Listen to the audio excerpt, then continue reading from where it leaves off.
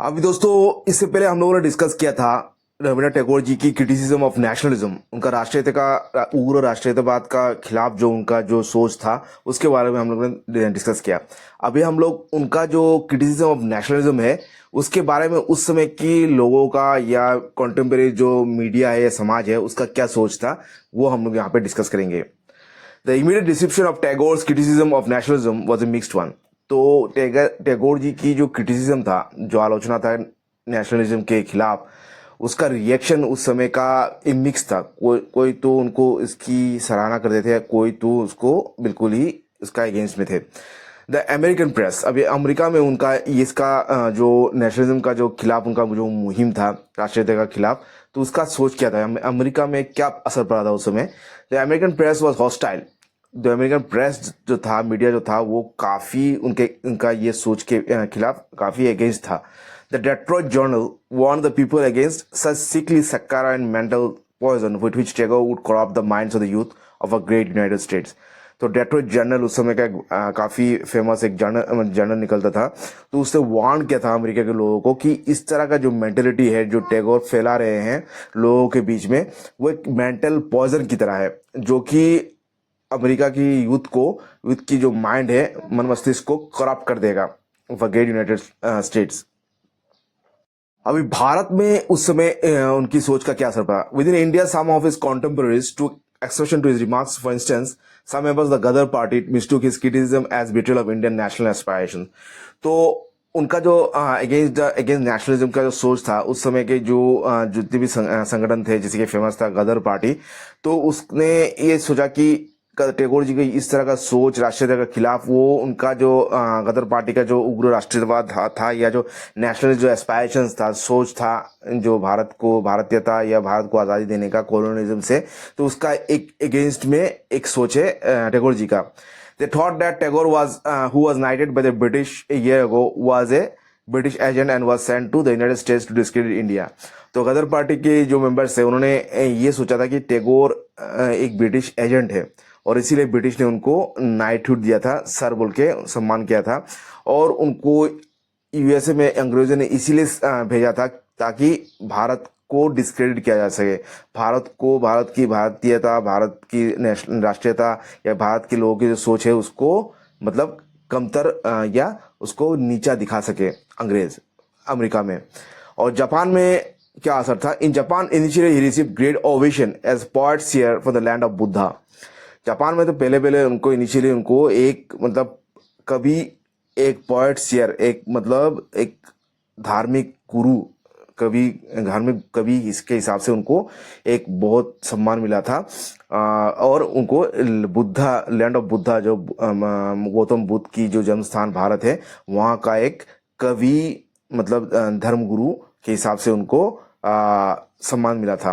But when in his lectures he warned them against imitating the lust for power of the western civilisation as well its worship of the nation state, he was violently criticised. लेकिन जब उन्होंने अपने भाषण में ये तर्क रखा टैगोर जी ने कि जो वेस्टर्न पश्चिमी सभ्यता का जो लस्ट फॉर पावर है, क्षमता को अर्जन करने के, समता को अपनाना, समता की ओर जो उनका जो बेतहाशा जो लगाव है या लालच है, उसको जापान के लोगों को उसके खिलाफ उस सोच को नहीं अपनाने के लिए उन्होंने ये तर्क रखा था। और वेस्टर्न सिविलाइजेशन की जो कॉन्सेप्ट ऑफ नेशन स्टेट है उसको भी उन्होंने नकारा था और जापान के लोगों को वार्न किया था कि उनको इस तरह का सोच को नहीं अपनाना चाहिए, क्योंकि नेशनलिज्म या जो लस्ट फॉर पावर है ये देश की या मानवता के खिलाफ एक सोच है। When he cautioned Japan to follow only the human values of the West, his popularity declined। और जब उन्होंने जापान को ये कहा कि वेस्टर्न जो सिविलाइजेशन की जो मानवीय गुण है, मानवीय जो आवेग है, उसी को अपनाना चाहिए और उनकी जो लस्ट फॉर पावर है या डोमिनेंस है उसको नकारना चाहिए, तो उनका पॉपुलैरिटी जापान में भी धीरे धीरे कमने लगा।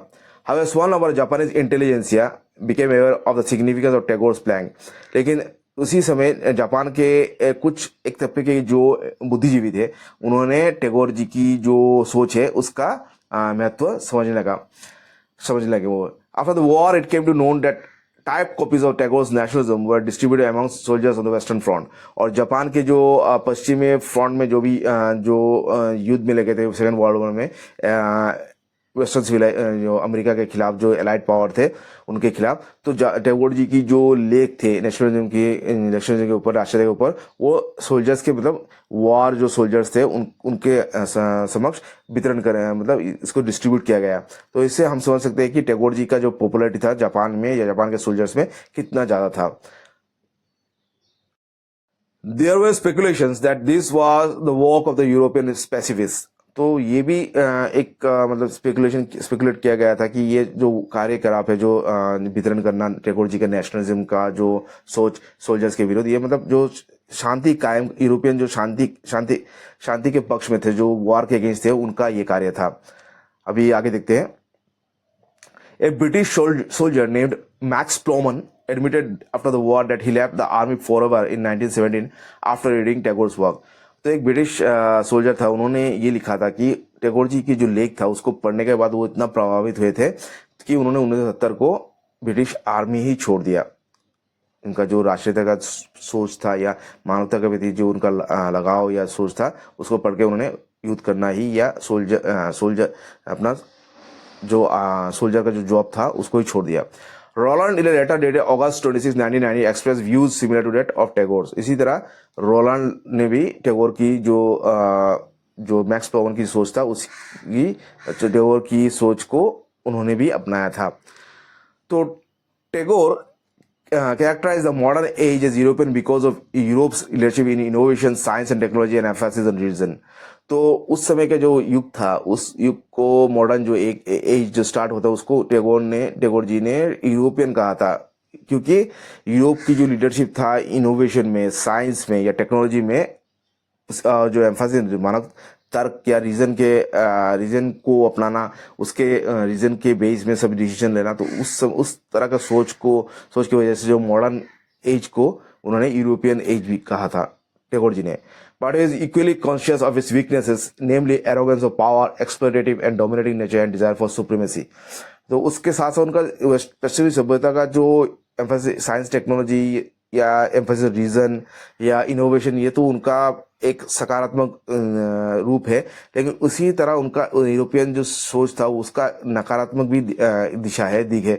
तो वो है जो एरोगेंस ऑफ पावर की जो लालच या पावर की जो एक बड़ाई, फिर एक्सप्लोरेटिव एंड डोमिनेटिंग नेचर, उनका जो शोषण करना, दूसरे देशों को, कमजोर देशों को शोषण करना, उनको डोमिनेट करना, या उनका डिजायर फॉर सुप्रीमेसी जो था पश्चिमी देशों का, उसको वो बिल्कुल उनका खिलाफ उनका ये आवाज था।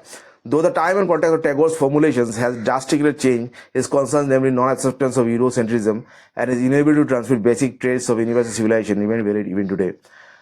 लेकिन यद्यपि वर्तमान का युग या समय या सोच लोगों का बदला है, लेकिन जो उनका कॉन्सर्न था, उनका जो टैगोर जी का कॉन्सर्न मानवता के प्रति या उग्र राष्ट्रीयता के खिलाफ और नॉन एक्सेप्टेंस ऑफ यूरोसेंट्रिज्म और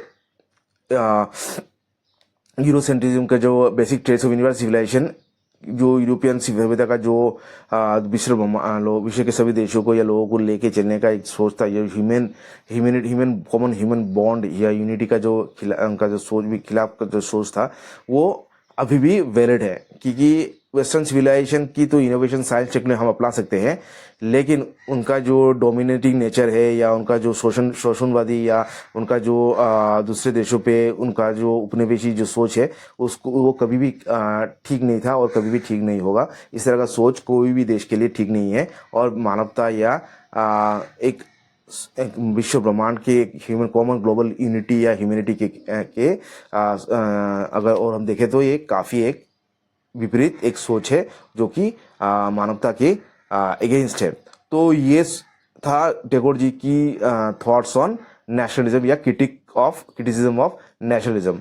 तो इसके बाद हम लोग डिस्कस करेंगे टैगोर जी की जो गांधी जी के साथ जो सोच था उसका डिफरेंस विद गांधी। तो आज के लिए इतना ही। आशा करता हूँ आप लोगों को अच्छा लगा तो लाइक कमेंट कीजिएगा, चैनल को सब्सक्राइब करके रखिएगा। Thank you.